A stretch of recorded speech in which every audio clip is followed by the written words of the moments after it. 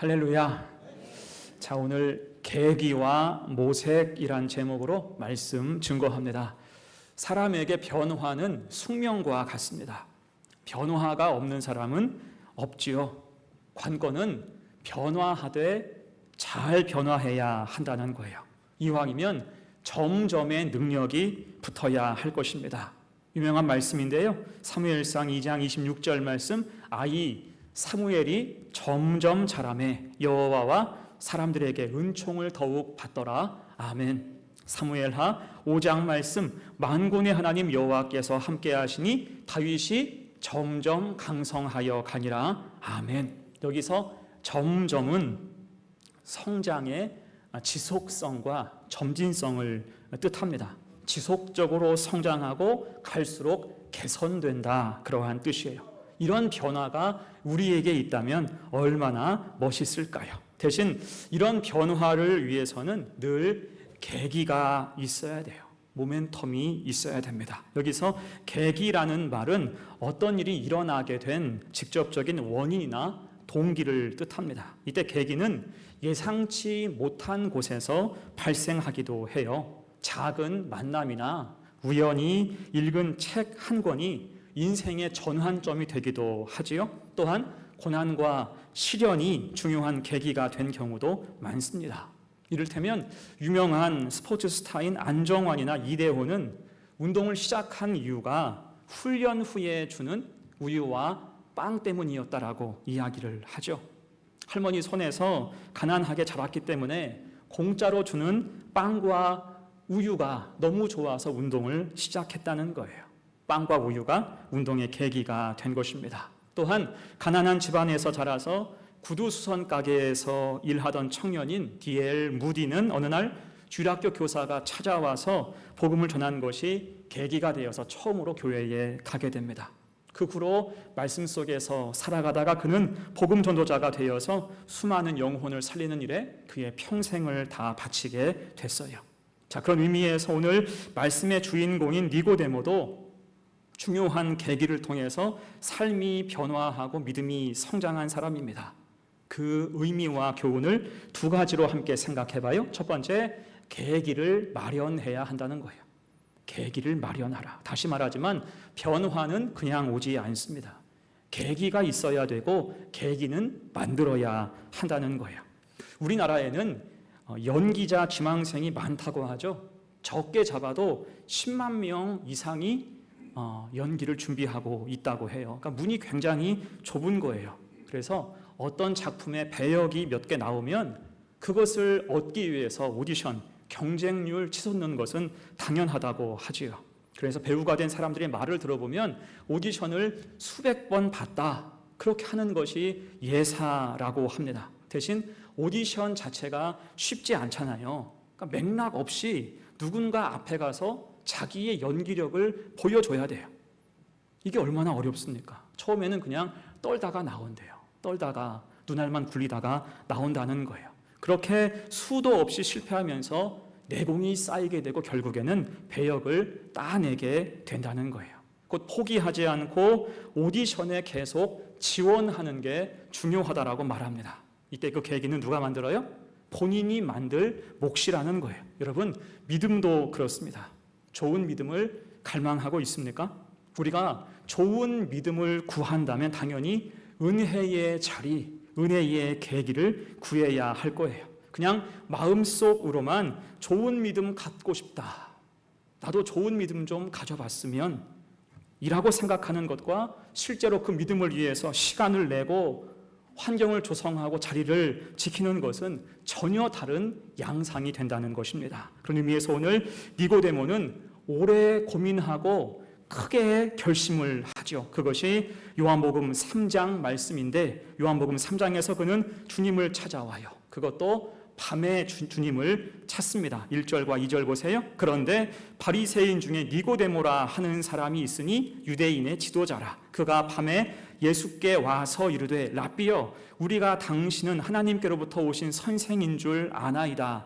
하나님이 함께 하시지 아니하시면 당신이 행하시는 이 표적을 아무도 할 수 없음이니이다. 아멘. 이 사람은 평소에 주님을 만나고 싶어 했어요. 주님의 행적을 보니까 하나님의 은혜가 아니고는 설명할 수 없다는 것입니다. 그러면 당장 찾아가면 될 텐데 이것이 니고데모 입장에서는 쉽지가 않았습니다. 그것은 니고데모의 신분과 지위 때문이에요. 그는 유대인의 지도자였고요. 정확하게는 산헤드린 공회 의원이었습니다. 산헤드린 공회 의원은 모두 70명이었는데요. 당시에 예루살렘의 상주 인구가 약 7만 명 정도였던 것으로 생각할 때 1000대 1의 확률로 선출되거나 혹은 추천된 사람들입니다. 그러니까 상당한 권위가 보장되어 있는 그러한 자리라는 거예요. 그리고 그만큼 산헤드린 공회 의원이 되려면 여러 가지 조건을 충족해야 했습니다. 먼저는 율법에 정통한 사람이어야 하고요. 사람들이 인정할 만큼 덕망이 있어야 하며 일정 수준 이상의 재력과 집안의 배경이 필요했습니다. 또한 나이도 40세 이상이어야 했어요. 곧 그들 자체로 좋은 가문의 엘리트 집단이라 할 수가 있는 거죠. 그런 의미에서 그들은 예수님과 대척점에 있었습니다. 주님은 그들이 자랑하는 외적인 조건 중에서 어느 것 하나 충족되는 것이 없었기 때문이에요. 그리고 이미 주님은 권력층 사이에서 블랙리스트에 올라가 있었습니다. 요주의 대상이었어요. 그런 사람을 공개적으로 청하여 만난다고 한다면 이것은 주변 사람들에게 오해와 비난을 살 만한 행동이었습니다. 그렇다고 외면하자니 그 마음에 사모함을 가만둘 수 없는 거예요. 결국은 밤에 주님을 찾게 돼요. 밤에 몰래 주님을 찾아가기로 합니다. 이것은 오래 고심한 결과죠. 곧 니고데모는 상당한 부담을 감수하고 주님을 만나러 온 것입니다. 이에 주님께서는 그의 마음을 단번에 아시고 그에게 믿음을 심어주고자 하셨어요. 그래서 그의 영적인 결핍을 보시고 말씀을 주시죠. 3절 말씀 봅니다. 예수께서 대답하여 이르시되 진실로 진실로 내게 이르노니 사람이 거듭나지 아니하면 하나님 나라를 볼 수 없느니라. 아멘. 한마디로 거듭남을 강조하셨어요. 곧 하나님 나라는 거듭난 자에게만 열려 있다는 거예요. 지식으로 바라볼 수 없고 생각할 수 없는 것입니다. 이 말을 듣고 니고데모가 어리둥절해요. 거듭남이 무엇인가? 그 말을 전혀 이해 못하는 거죠. 그래서 주님께 바로 묻습니다. 4절에서 니고데모가 이르되 사람이 늙으면 어떻게 날 수 있사옵나이까? 두 번째 모태에 들어갔다가 날 수 있사옵나이까? 여러분 사실 저 4절의 질문이 얼마나 유치한 질문입니까? 질문하는 니고데모 자신도 한심해 보였을 거예요. 그런데 니고데모는 현재 이런 유치한 질문밖에는 할 수가 없었어요. 거듭남이 무엇인지 진짜로 몰랐기 때문이에요. 그러자 이에 주님께서 답을 주시죠. 5절로 7절까지 말씀. 예수께서 대답하시되 진실로 진실로 내게 이르노니 사람이 물과 성령으로 나지 아니하면 하나님 나라에 들어갈 수 없느니라. 육으로 난 것은 육이요 영으로 난 것은 영이니 내가 내게 거듭나야 하겠다 하는 말을 놀랍게 여기지 말라. 아멘. 여러분 여기에서 말씀하는 물과 성령 뜻이 무엇입니까? 물은 회개와 정결을 뜻하고요. 성령은 은혜와 역사를 뜻해요. 곧 거듭남은 예수 그리스도께서 주시는 은혜와 성령의 역사를 통해서 주어진다라는 것입니다.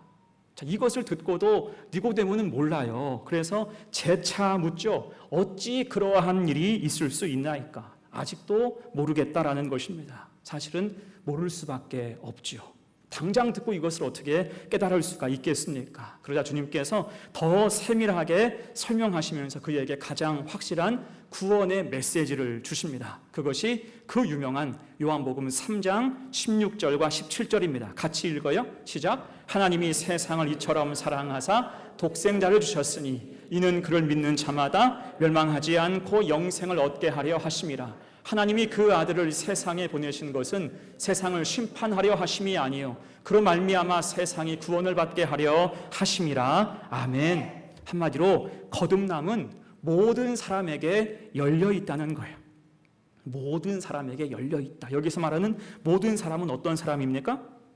주님을 믿는 사람, 세상을 구원하시기 위해서 이 땅에 오신 하나님 아들 독생자를 믿는 사람이에요. 너도 믿으라. 그래서 당부하신 말씀과 같습니다. 자, 그리고 이 말씀을 끝으로 둘은 헤어지게 됐어요. 자, 여러분, 여기까지만 생각해 볼 때 여러분은 이 만남을 어떻게 평가하십니까? 니고데모는 마음속에 여러 가지 궁금증을 가득 가지고 주님 앞에 섰겠으나 명쾌하게 답을 찾았을까요? 아닐 겁니다. 아마 마음속은 온통 물음표로 가득했을 거예요. 예수라는 사람도 물음표고요. 그가 하는 말도 모두 물음표였을 것입니다. 대신 소득 없는 만남은 아니었어요. 주님을 만난 것만으로도 큰 의미가 있죠. 그리고 자기가 무지하다, 자신의 무지함을 깨닫게 된 것도 소득이었습니다. 거기다가 물음표 같으나 분명한 말씀을 그가 받게 됐죠. 다른 말로 하면 믿음의 계기를 마련하는 것과 같습니다. 여러분, 그래서 우리도 그렇습니다. 믿음의 계기를 마련해야 돼요. 하나님이 우리에게 주신 시간과 사건 속에는 반드시 하나님의 섭리가 담겨 있습니다. 요셉이 형들로 인해서 노예로 팔려서 애굽으로 끌려갔지만 그는 그 사건과 시간들을 믿음의 계기로 삼게 될 때 그 삶이 무너지지 않았습니다. 오히려 하나님의 섭리 가운데 성장했고 결국 역사의 증인이 될 수가 있었어요. 그래서 우리도 삶 가운데에서 믿음의 계기와 은혜의 접점을 적극적으로 찾아가야 할 것입니다. 하나님이 함께 하시는 모든 순간 속에 우리는 그것을 믿음의 계기로 삼을 수가 있는 거예요. 그리고 그 사건과 시간이 우리의 믿음을 새롭게 할 중요한 계기가 될 수가 있는 것입니다. 그렇게 하나님이 돌보시는 삶 가운데 믿음의 계기를 찾고 만들어가서 더 좋은 믿음의 발판을 향하여 나아갈 수 있는 복된 성도들 되시기를 간절히 축원합니다. 아멘. 두 번째예요. 본문의 교훈 두 번째, 계기를 통해 이제는 갈 길을 모색해야 됩니다. 계기를 통해서 갈 길을 모색해야 돼요. 아까 보았던 요한복음 3장 16절은 복음의 진수라고 할 만하죠. 그렇다면 이 말씀을 처음 들었던 니고데모는 어땠을까요? 아까도 말했듯이 뭔가 혼란함이 가득했을 것입니다. 아직은 선명하지 않은 까닭이에요. 마치 안개 낀 들판에 혼자 서 있는 느낌이었을 거예요. 그래서 시간이 필요하죠. 그 말씀을 소화할 만한 시간이 필요합니다. 제가 지난주에도 말씀을 전했었는데 여러분, 열매의 법칙이 무엇입니까? 기억나십니까? 열매의 법칙 무엇 곱하기? 작정 곱하기 시간 곱하기 집중이라 그랬어요. 작정 곱하기 시간 곱하기 집중하면 열매가 열릴 수 있다. 곧 주님과의 만남을 통해서 받은 말씀을 믿고 따르기까지는 이제 시간이 필요하다, 그런 이야기입니다. 그런 의미에서 주님과 니고데모의 만남이 기록된 게 최초 요한복음 3장이고요. 이어서 니고데모에 대한 언급이 있는 장면이 오늘 우리가 읽은 요한복음 7장입니다. 이때 요한복음 3장과 7장 사이의 시간차는 적어도 1년 6개월 정도가 돼요. 그러니까 상당한 시간이 흐른 시점이었습니다. 특히 예수님에 대한 당국의 견제와 감시는 훨씬 더 심해져 있었어요. 저 위에 32절 봅니다. 예수에 대하여 무리가 수군거리는 것이 바리새인들에게 들린지라 대제사장들과 바리새인들이 그를 잡으려고 아랫사람들을 보내니, 마치 사복경찰처럼 주님에 대한 꼬투리를 잡기 위해서 하수인들, 일꾼들을 쫙 깔아놓은 것입니다. 그래서 주님의 일거수일투족을 다 알고자 한 거예요. 그리고 오늘 본문에서 이제 보고를 받게 됩니다. 그런데 보고를 받는데 분위기가 별로 안 좋아요. 왜냐하면 돌아온 그들은 오히려 주님을 높이 평가하고 있거든요. 46절 보세요. 아랫 사람들이 대답하되 그 사람이 말하는 것처럼 말한 사람은 이때까지 없었나이다. 아멘. 한마디로 은혜 받았다는 거예요. 꼬투리 잡으라고 보냈더니 은혜 받고 와서 지금 간증하고 있는 거예요. 이걸 들으면서 바리새인들이 짜증이 나는 거죠. 그래서 즉시 그들을 혼쭐 내고 비난하면서 말을 합니다. 47절, 바리새인들이 대답하되 너희도 미혹되었느냐? 너희들 미쳤어? 이렇게 말하는 것과 같은 거예요. 그리고는 48절과 49절에서 말합니다. 당국자들이나 바리새인 중에 그를 믿는 자가 있느냐? 율법을 알지 못하는 이 무리는 저주를 받은 자로다. 쉽게 말하면요, 너희 수준이 그 정도밖에 안 되니까 저 예수라는 사기꾼한테 속는 거야. 그런 뜻으로 힐난하고 있는 것입니다. 무시하고 막말하고 있는 거예요. 결국에 그걸 보고 듣던 니고데모가 이제 한마디를 해요. 50절, 51절 말씀 같이 읽어요. 시작. 그 중에 한 사람 곧 전에 예수께 왔던 니고데모가 그들에게 말하되 우리 율법은 사람의 말을 듣고 그 행한 것을 알기 전에 심판하느냐. 아멘. 이 말은 49절에 대한 반박이면서 주님에 대한 편견의 부당함을 꼬집는 것과 같습니다. 풀어 말하면 너희는 말끝마다 율법 하면서 왜 율법대로 사람을 평가하지 않고 너희 마음대로 판단하려고 하느냐. 곧 율법에 따르면요, 아무리 죄인이라도 진술권이 보장이 됩니다. 또한 명백한 증거가 있어야 되고요, 2-3명의 증인이 필요합니다. 곧 예수를 죄인 삼고자 한다면 율법을 따질 때 증인을 세워야 되고 증거가 있어야 되고 그의 진술권이 보장되어야 한다, 그런 말입니다. 하지만 그들은 미리 죄인이라 확정하고 있어요. 이 모습 자체가 율법을 반하는 것이다, 니고데모가 선포한 것입니다. 왜 뒤에서 꼼수나 부리고 있느냐? 굉장히 담대하게 지적하는 거예요. 자, 그렇게 니고데모는 지금 모두가 예수를 정죄하고 매도하는 그런 분위기에서 함부로 법 위에 군림하지 말라 찬물을 끼얹으면서 말을 한 것입니다. 이에 바리새인 제사장들은 적잖게 당황하죠. 그래서 52절에서 그들은 캐캐 묵은 이야기로 우물쭈물하면서 둘러대는 것을 볼 수가 있습니다. 자, 여러분, 그래서 이 장면을 두고 볼 때 한 가지 확실한 게 무엇입니까? 이 니고데모는 주님을 만난 후에 그 말씀을 진심으로 가슴에 품고 살았다는 거예요. 아까 우리가 함께 읽었던 요한복음 3장 16절 그 말씀을 가슴에 품고 지금껏 살아왔다는 것입니다. 그럴 때 그의 삶에 드리워진 안개는 모두 거치게 되었고요, 선명한 진리가 떠오르게 된 거예요. 이로 인해서 믿음의 확신과 용기를 얻게 되어 지금 이 순간 담대하게 선포한 것입니다. 곧 믿음의 계기를 통해서 그가 살 길과 갈 길을 모색했다라고 할 수가 있어요. 여러분, 그래서 이처럼 우리도 믿음의 계기가 생긴 후에는 갈 길을 모색해야 됩니다. 믿음의 계기 후에 살 길과 갈 길을 예수 이름으로 모색해야 돼요. 거기에 성장과 성숙이 있는 줄로 믿습니다. 자, 오늘은 총회가 지정한 8.15 기념 평화 통일 주일이에요. 이때 평화와 통일을 위해서 평생을 바친 분 중에 한 사람이 문익환 목사일 것입니다. 우리 교단이 배출한 아주 훌륭하신 그러한 목사님이에요. 다만 이분은 1989년에 민간인의 신분으로 방북해서 김일성을 만났을 때 언론은 이분을 향해서 북괴를 추종하는 이적 행위자로 매도했습니다. 그래서 지금도 그렇게 생각하는 분들이 상당수가 있어요. 하지만 실제로는 그렇지 않습니다. 김일성을 만나서 했던 이분의 첫 마디는 나는 조국과 민족을 사랑하는 마음으로 이곳에 왔습니다. 이 말로 회담을 시작했어요.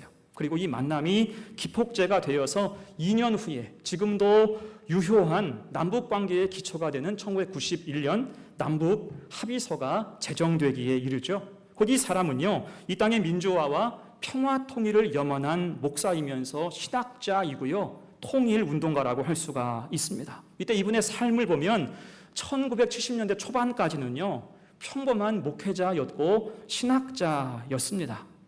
이분의 아들이 배우 문성근이잖아요. 문성근 배우가 기억하는 아버지는 매우 예민하고 정확하고 깐깐한 사람이었대요. 선비 같은 사람이었답니다. 그런 성격이기 때문에 신학교에서도 매우 깐깐한 교수로 유명했어요. 별명이 문익광이었대요. 이름은 문익환인데 별명은 문익광이었대요. 그러니까 마음에 안 들면 문을 꽝꽝 다니는 버릇이 있어서 별명이 문익광이었대요. 꽝 이었다고 합니다. 대신 공동 번역 성경에서 이사야서와 예언서들을 그가 번역했을 정도로 실력은 정평이 나 있었어요.